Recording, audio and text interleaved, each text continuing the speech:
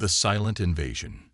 In the vast expanse of the Andromeda Arm, nestled within the spiraling cosmic dust of the Milky Way, orbited Nexus Station Alpha.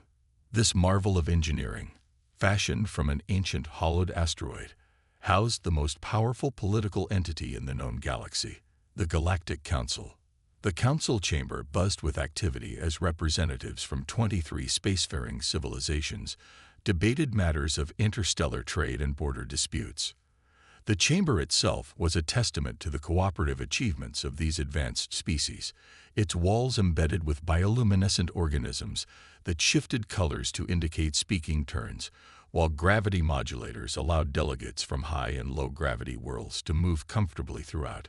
High Counselor Tixel, a being composed of crystalline matrices that refracted light in hypnotic patterns, called the session to order. His form, constantly shifting between solid and semi-translucent states, commanded attention without effort. Honored delegates, Tixel's harmonics resonated through the chamber. We have an unusual matter requiring immediate attention. Surveillance Outpost Sigma-7 has detected anomalous energy signatures from the Sol system, specifically the third planet. A ripple of disinterest passed through the chamber. Earth was classified as a Category 4 developing world, a primitive planet whose inhabitants had barely achieved rudimentary spaceflight and whose political structures remained fragmented and competitive. Commander Valen of the Council's security force stepped forward. The four-armed reptilian being activated a holographic display at the center of the chamber. The energy signature appears to be emanating from here. He indicated a region in the northern hemisphere. It bears similarities to quantum resonance technology, but with modifications we've never observed. This revelation caused a stir. Quantum resonance was strictly regulated even among Council species. Its potential for weaponization made it one of the most controlled technologies in civilized space. Impossible, scoffed Delegate Morval of the Uthrani Confederation. Her gelatinous form rippled with skepticism. The humans are primitive warmongers. They've barely mastered nuclear fission. Someone else must be experimenting on their world. Tixel's crystalline form pulsed thoughtfully. Perhaps. Nevertheless, this warrants investigation. A monitoring team will. The chamber doors parted suddenly as an aide rushed in, a serious breach of protocol that silenced the room. Forgive the interruption, the aide spoke hurriedly to Tixel, but we've just received an emergency transmission. A Voidar strike fleet has been detected entering the Sol system. The chamber erupted in alarmed chatter. The Voidar, a species of technologically advanced beings from the galaxy's outer rim, were not Council members. Known for their biological experimentation and technological piracy, they maintained an uneasy non-aggression pact with Council worlds. This cannot be coincidence, Commander Valen growled. They must have detected the same energy signature. We must dispatch peacekeepers immediately, urged Delegate Genko, representative of the Axolotl Harmonies. The non-interference protocols are quite clear, interrupted Morval. We do not intervene in the affairs of developing worlds unless their activities threaten galactic stability.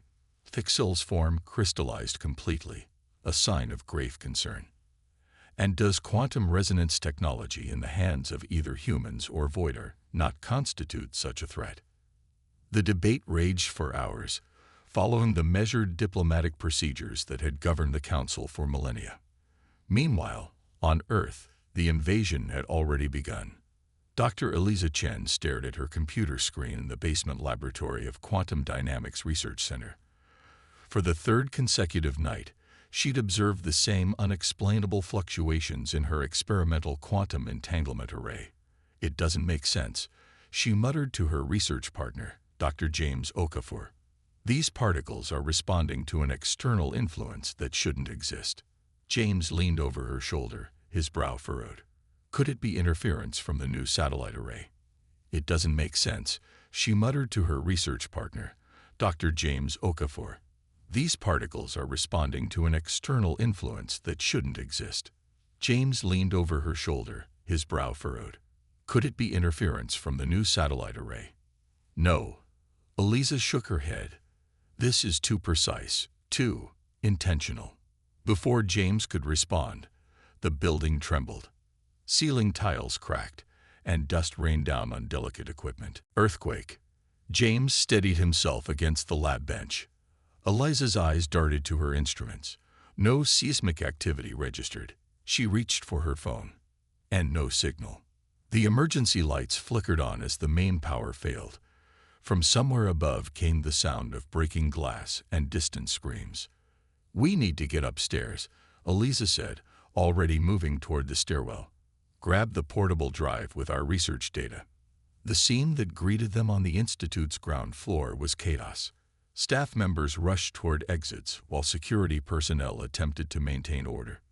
Through the massive glass atrium, the night sky glowed with unnatural light.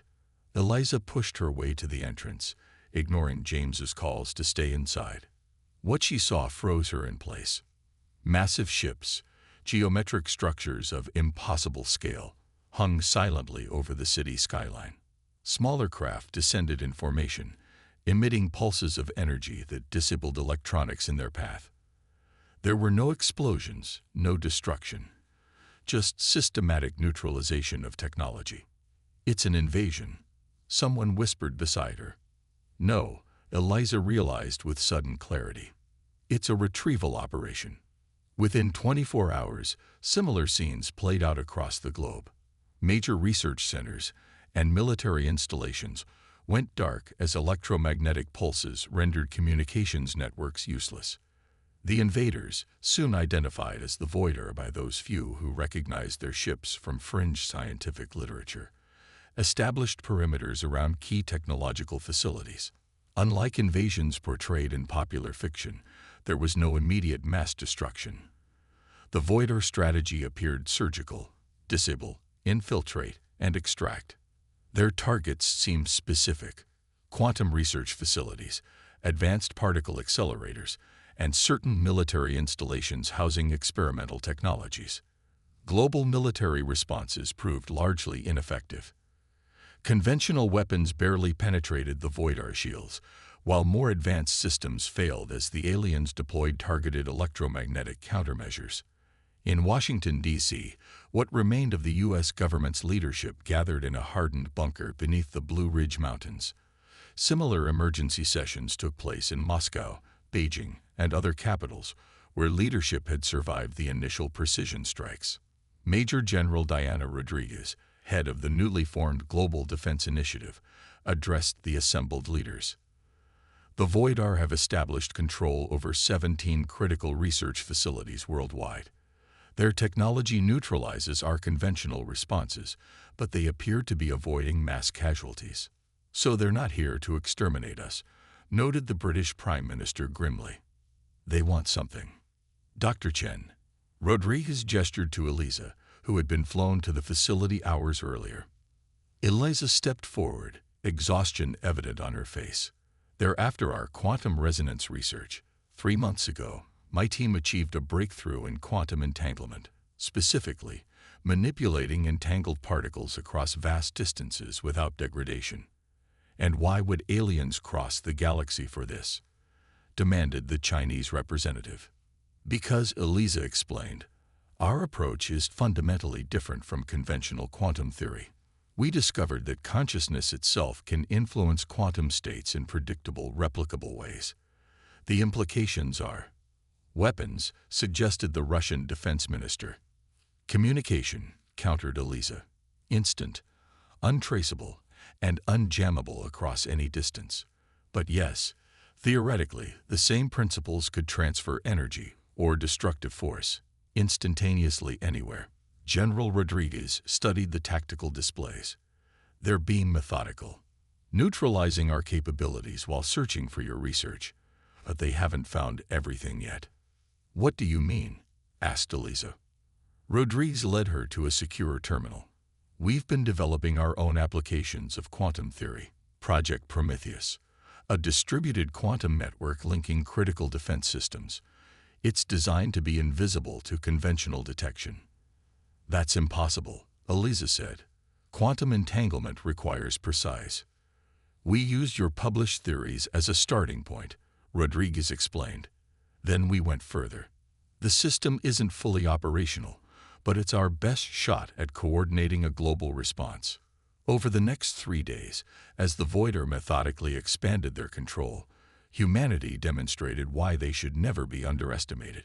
Using the partial Prometheus network, Earth's remaining military forces coordinated a global strategy unlike anything in human military history. Unable to match the aliens technologically, they employed asymmetric tactics, targeting Voidar landing zones with conventional explosives delivered by non-electronic means.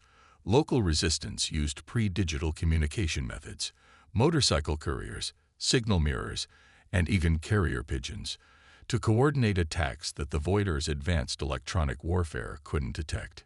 In isolated research facilities around the world, scientists worked frantically to adapt quantum principles to defensive applications. The breakthrough came from an unexpected source. Dr. James Okafor, working with a team in a makeshift lab beneath the Nigerian countryside. The Voidar ships generate quantum fields to power their shields, he explained over the secure Prometheus link. But these fields have a unique resonance pattern. If we generate a counter-resonance at precisely the right frequency, we could disrupt their shields, Eliza finished. But we'd need enormous power and precision. Not if we leverage the quantum entanglement network, James countered. Small, distributed emitters, all synchronized to create a global effect. In the Galactic Council chamber, the debate had finally concluded. A monitoring vessel would be dispatched to observe the situation on Earth, but direct intervention was deemed unnecessary. The humans, after all, were expected to capitulate quickly to superior Voidar technology. As the Council adjourned, none of its members suspected that humanity was about to demonstrate why underestimating less advanced species was the gravest error in galactic politics. Humanity ascended.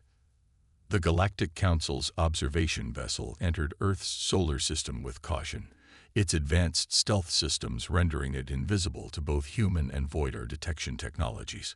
Aboard the ship, Science Officer Lilith of the Aelonian Collective monitored the unfolding situation with growing fascination. "Remarkable," she murmured, studying the tactical displays. "The humans are actually pushing back." Captain Zorik, a veteran of the Council Security Force, moved to her station. His scaled skin shimmered in the dim light of the bridge. "Impossible. The Voidar technology is centuries beyond Earth's capabilities." And yet, Lilith gestured to the display showing a Voidar landing craft crashing into the Pacific Ocean. "They are adapting. Look at this energy signature. They've somehow created a targeted disruption field that interferes with Voidar quantum shields." Zorik's eyes narrowed. "That shouldn't be possible with their level of technology." "Perhaps we've underestimated them," Lilith suggested. "Permission to send a more detailed report to the Council." Zorik hesitated. The Council had ordered strict observation only, no contact with either side. But what they were witnessing defied all predictive models. "Granted," he finally decided, "but emphasize that we maintain non-interference protocols." On Earth, the tide was beginning to turn. The Distributed Quantum Disruptor Network, dubbed David after the biblical underdog, had proven effective against Voidar shield technology. Small, portable emitters coordinated through the Prometheus network could create localized disruptions, allowing conventional weapons to penetrate Voidar defenses. In the command bunker, General Rodriguez updated the global leadership. "We've reclaimed 7 research facilities and destroyed 13 Voidar landing craft. Their ground forces are formidable, but not invincible, especially when separated from their technological advantages." Eliza Chen, now heading the scientific division of the Resistance, studied the latest data from field units. "They're adapting their shield frequencies," she warned. "Our disruption network needs constant updating to remain effective." "There's something else," Dr. Okafor added, joining the video conference from his field laboratory. "We've been analyzing the Voidar communication patterns. They're not just here for our quantum technology. They're searching for something specific." "The Nexus key," interjected a new voice. All heads turned to the lab entrance where a figure stood, humanoid but clearly not human. Standing nearly 7 feet tall with iridescent skin and elongated limbs, the being regarded them calmly. Security personnel immediately raised weapons, but Eliza stepped forward. "Wait, who are you? How did you get in here?" "I am Observer Lilith of the Galactic Council," the being replied, her voice melodious despite the alien vocal structures. "And I am breaking approximately 17 protocols by being here." General Rodriguez gestured for security to stand down but remain alert. "The Galactic Council. There's an actual galactic governing body. More of a regulatory coalition," Lilith explained. "And we've been observing Earth for centuries. Until recently, your world was classified as a developing pre-contact civilization, not ready for integration into the galactic community." "Until recently," Eliza pressed. "Until you developed quantum resonance technology that shouldn't be possible at your development stage," Lilith clarified. "And until the Voidar violated non-interference protocols to acquire it. You knew they were invading and did nothing," Rodriguez demanded. Lilith's skin shifted colors, a sign of discomfort in her species. "The Council debates while worlds burn. It is our greatest failing. But I am here now, against orders, because what the Voidar seek threatens more than just Earth." She activated a small device that projected a holographic image, a crystalline structure of impossible complexity. "This is the Nexus Key, theoretical technology that would allow control of quantum states across vast distances." "That's impossible," Eliza whispered, though her mind was already racing through the mathematical implications. "So we believed," Lilith agreed, "until your research started showing patterns consistent with Nexus theory. Somehow, human consciousness interacts with quantum fields in ways our species cannot replicate. And the Voidar want this too." "What? Create some kind of superweapon?" asked Rodriguez. "Worse," Lilith's colors darkened. "They seek to control the fundamental quantum fabric of reality itself. With the Nexus Key, they could theoretically manipulate matter, energy, even time across the galaxy without the limitations of conventional physics." The implications stunned everyone into silence. "We don't have this Nexus Key," Eliza finally said. "We've barely scratched the surface of quantum entanglement applications." "But you have something even more valuable," Lilith insisted. "The cognitive framework, the uniquely human approach to quantum mechanics that makes the key possible. The Voidar aren't just taking your technology. They're collecting human subjects to study how your minds interact with quantum fields." This revelation galvanized the resistance. What had been a fight for Earth's sovereignty became a struggle for humanity's very future, and perhaps the galaxy's. With Lilith's assistance, Earth's scientists gained crucial insights into Voidar technology and Council scientific principles. The Observer provided translator devices that allowed humans to understand the Voidar language, intercepted from their communications. What they discovered confirmed their worst fears. The Voidar planned to establish permanent research facilities on Earth, treating the planet as a living laboratory to extract the secrets of human quantum cognition. More disturbing were references to the Ascension, a Voidar religious scientific concept involving the transcendence of physical limitations through quantum manipulation.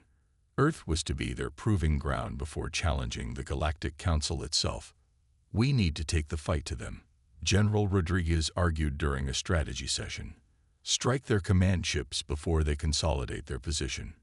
"Impossible," Lilith countered. "Their orbital vessels are beyond your technological capability to reach, let alone defeat." "Not necessarily," Dr. O'Keefer said thoughtfully. "If quantum entanglement works the way we think it does, if consciousness really can influence quantum states at a distance, then perhaps we don't need to physically reach their ships." What followed was humanity's finest hour, a global collaboration of scientific minds racing against extinction. The Prometheus network expanded, incorporating insights from Lilith's knowledge and salvaged Voidar technology. Throughout occupied territories, resistance fighters gathered intelligence and conducted precision strikes to slow the Voidar research progress.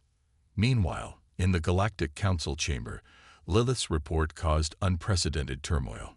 Observer Lilith has violated our most sacred protocols, thundered Delegate Morval. She must be recalled and disciplined immediately. And yet, countered High Counselor Tixel, her observations suggest the humans possess capabilities we cannot ignore. If the Voidar succeed in weaponizing human quantum cognition, then we face a threat greater than any since the Collapse era, finished Commander Valen grimly. I move that we immediately dispatch peacekeeping forces to the Sol system. Too late, came a new voice. All eyes turned to the communication display where Captain Zorik's urgent transmission appeared. The humans have deployed some kind of distributed quantum weapon. They're targeting Voidar command ships. And, Council preserve us. It's working.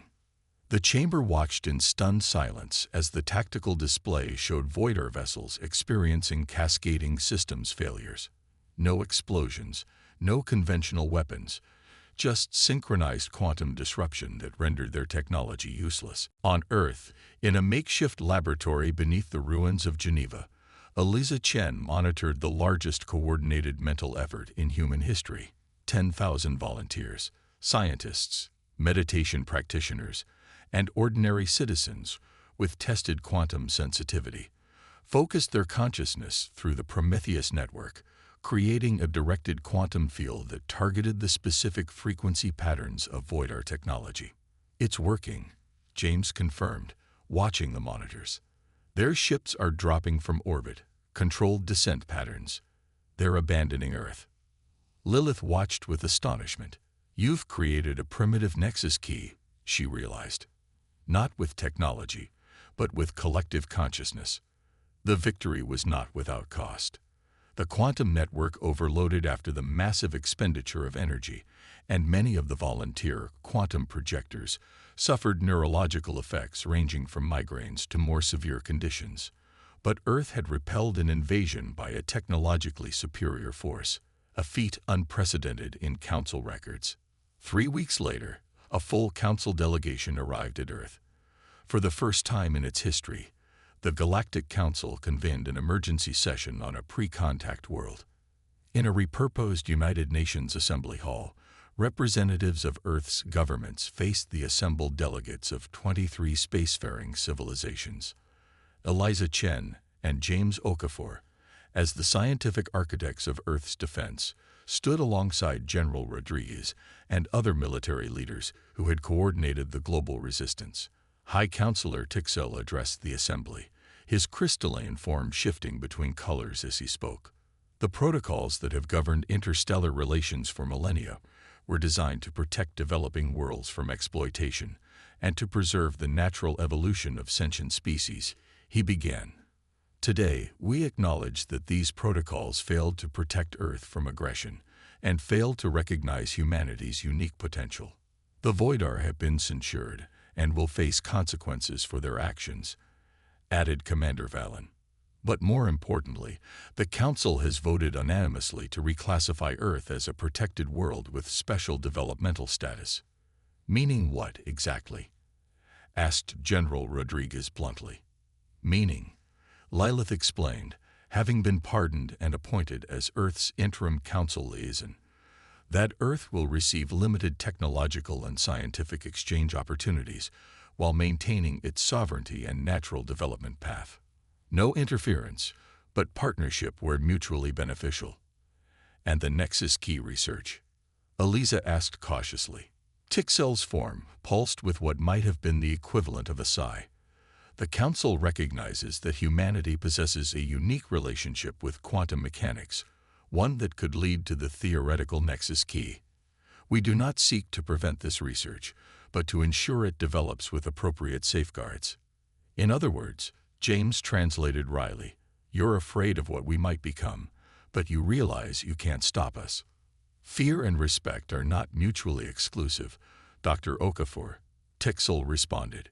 Humanity has demonstrated resilience, ingenuity, and unity in the face of overwhelming odds. These are qualities the Council values. And yes, qualities that command a certain caution. As the formal proceedings continued, Eliza stepped away to a window overlooking the restored Geneva landscape.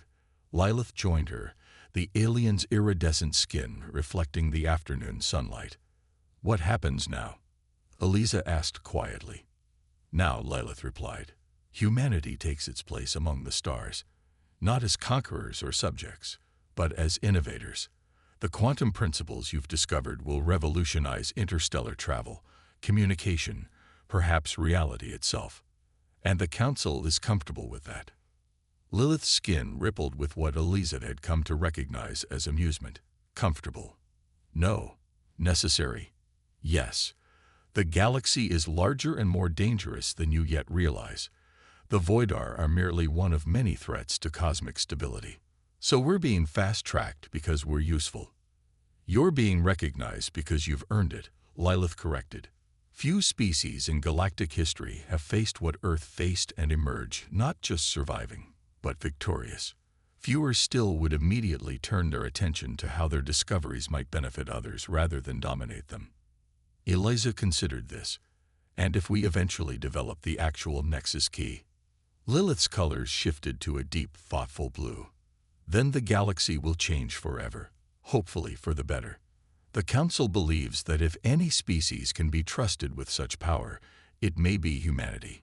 Your capacity for both destruction and compassion, for both war and peace, makes you uniquely qualified to understand the responsibility such power entails. As the sun set over the first day of Earth's new place in the galactic community, research centers around the world continued their work.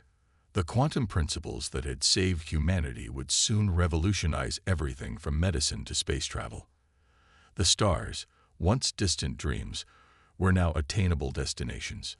In the Galactic Council's official records, a new term entered the diplomatic lexicon: the Earth Protocol, guidelines for recognizing and integrating civilizations that demonstrate extraordinary potential despite their developmental stage.